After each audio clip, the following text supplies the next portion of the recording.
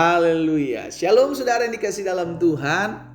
Kembali lagi saya menyapa setiap umat Tuhan dimanapun Bapak Ibu Saudara berada hari ini. Saya bersuka cita untuk kembali membagikan renungan firman Tuhan buat setiap kita melalui program Bible and Coffee. Saya rindu melalui program ini ada banyak umat Tuhan diberkati, ada banyak umat Tuhan diteguhkan, diingatkan bahwa kita masih punya Tuhan loh. Kita masih bisa ngalamin mujizat. Apa yang tidak mungkin bagi manusia itu mungkin bagi Tuhan. Tapi bagaimana kita bisa beriman, bagaimana kita bisa percaya bahwa mujizat masih terjadi sampai hari ini? Firman Tuhan, iya kan? Karena Alkitab jelas katakan iman timbul dari pendengaran dan pendengaran akan firman Kristus. Itu sebabnya melalui program Bible and Coffee ini saya rindu untuk terus memberkati setiap umat Tuhan dimanapun Bapak Ibu Saudara berada. Yuk kita akan kembali merenungkan firman Tuhan. Kita berdoa, kita datang kepada Tuhan. Bapak terima kasih buat hari ini. Kami mengucap syukur buat kasih setia Tuhan, buat kebaikan Tuhan dalam kehidupan kami. Kami berterima kasih karena kami tahu hidup kami terpelihara dalam anugerah Tuhan. Hidup kami milik Tuhan, hidup kami ada oleh karena kasih setia Tuhan. Dan segala sesuatu yang kami hadapi, kami tahu Tuhan melihat dan Tuhan menyediakan pertolongan bagi setiap kami. Bapa, sampaikan sesuatu bagi masing-masing kami. Di dalam nama Tuhan Yesus Kristus kami berdoa. Haleluya. Amin. Puji Tuhan. Saudara dikasih dalam Tuhan, suatu kali Rasul Paulus pernah menyampaikan kepada jemaat di Galatia. Di dalam Galatia pasal yang kelima, ayat yang ke-24. Galatia pasal yang kelima, ayat yang ke-24. Apa yang dikatakan di sana? Barang siapa menjadi milik Kristus Yesus, sama-sama bilang sama saya milik Kristus Yesus. Amin. Kita ini milik Kristus Yesus ketika kita menerima Yesus sebagai Tuhan dan Juru Selamat, maka hidup kita menjadi milik Tuhan. Tapi apa dikatakan Rasul Paulus kepada jemaat Galatia? Barang siapa menjadi milik Kristus Yesus, ia telah menyalibkan daging dengan segala hawa nafsu dan keinginannya. Barang siapa menjadi milik Kristus Yesus, ia telah menyalibkan daging dengan segala hawa nafsu dan keinginannya. Jadi kalau orang masih perbuatannya cenderung kedagingan, saudaraku, oh jelas, jangan ngaku dia milik Kristus. Karena ciri-cirinya sudah disampaikan. Dia akan apa? Menyalibkan daging dengan segala hawa nafsu dan keinginannya. Makanya Tuhan Yesus pernah bilang, barang siapa mau mengikut aku, ia harus apa? Menyangkal dirinya. Dia harus memikul salibnya dan mengikut aku setiap hari. Hal yang sama disampaikan Tuhan Yesus, saudara.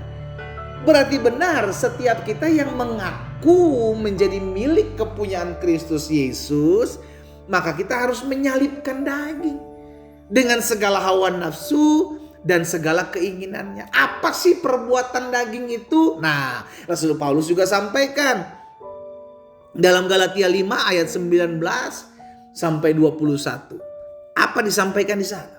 Perbuatan daging telah nyata, yaitu percabulan, lihat, kecemaran, hawa nafsu, penyembahan berhala, sihir, perseteruan, perselisihan, iri hati, amarah, kepentingan diri sendiri, percideraan, roh pemecah, kedengkian, kemabukan, pesta pora dan sebagainya.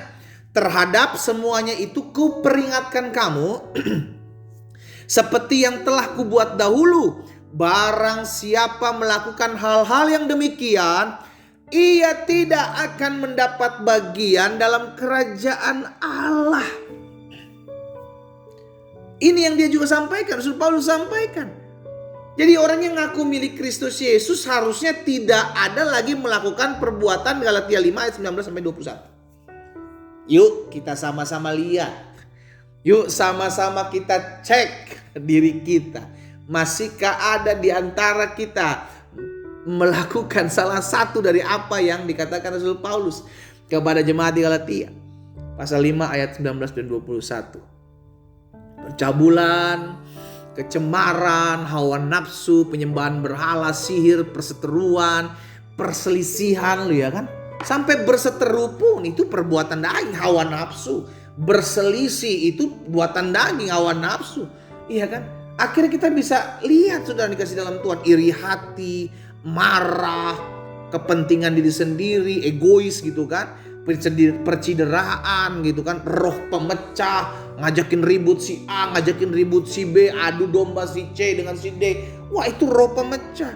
Dan tidak sedikit, di gereja, di kalangan, di tempat di mana harusnya tidak ada, wah ini justru ada. Itu sebabnya kita perlu berjaga-jaga. Mari sama-sama saudara dikasih dalam Tuhan. Yuk kita berjaga-jaga yuk. Jangan sampai didapati dalam diri kita ini nih, perbuatan daging. Ingat dalam hidup kita ini ada daging juga ada roh. Mana yang seringkali kita kasih makan, mana yang seringkali kita ikuti keinginannya, itu yang akan mendominasinya saudara. Sehingga akhirnya apapun juga yang kita buat selalu diikuti perbuatan apa yang kita pikirkan. Itu sebabnya kita perlu berjaga-jaga, kita perlu hati-hati. Jangan sampai kita ngaku kita milik Kristus Yesus, kita milik kepunyaan Tuhan Yesus, tetapi sikap hati kita, perbuatan kita itu perbuatan daging.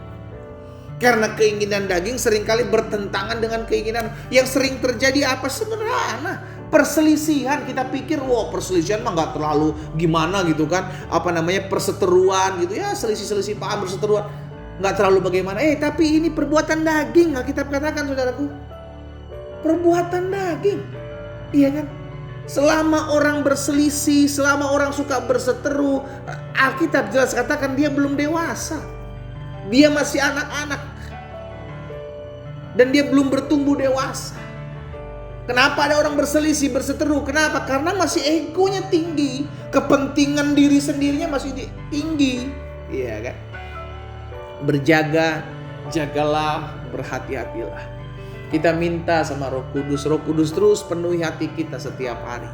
Agar pikiran kita, hati kita, dan perbuatan kita itu merupakan kasih Tuhan.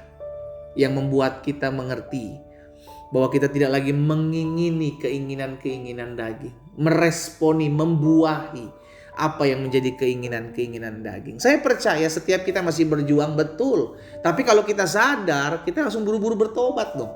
Jangan merasa menang sendiri. Oh enggak kok saya yang benar kok pendeta. Oh dia yang salah. Oh dia gak berhak buat seperti ini. Saya udah lakukan begini. Itu kan sama juga mempertahankan kebenaran. Kebenaran tidak perlu dipertahankan. Kebenaran tidak perlu dibela. Kebenaran akan membenarkan apa yang menjadi kebenaran itu sendiri. Hakmu akan terlihat seperti siang. Alkitab katakan Tuhan yang membuat hakmu terlihat. Tuhan yang akan membela perkaramu. Bagian kita apa? Mengalah. Bagian kita apa? Gak usah membalas yang jahat dengan yang jahat. Iya kan? Karena kita tahu pembelaan kita datangnya daripada Tuhan. Kita adalah milik Kristus.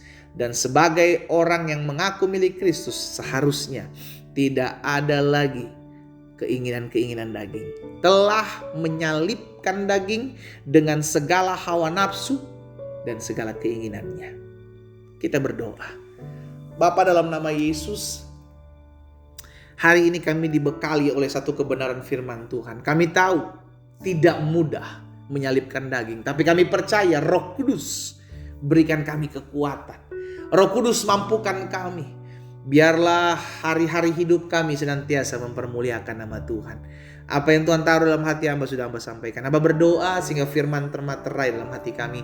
Roh Kudus terus mengingatkan kami dalam perjalanan hidup kami. Diingatkan kami bahwa kami adalah milik Kristus Yesus yang telah menyalibkan daging dan segala hawa nafsu dan segala keinginannya. Hamba juga berdoa buat yang sakit di dalam nama Yesus.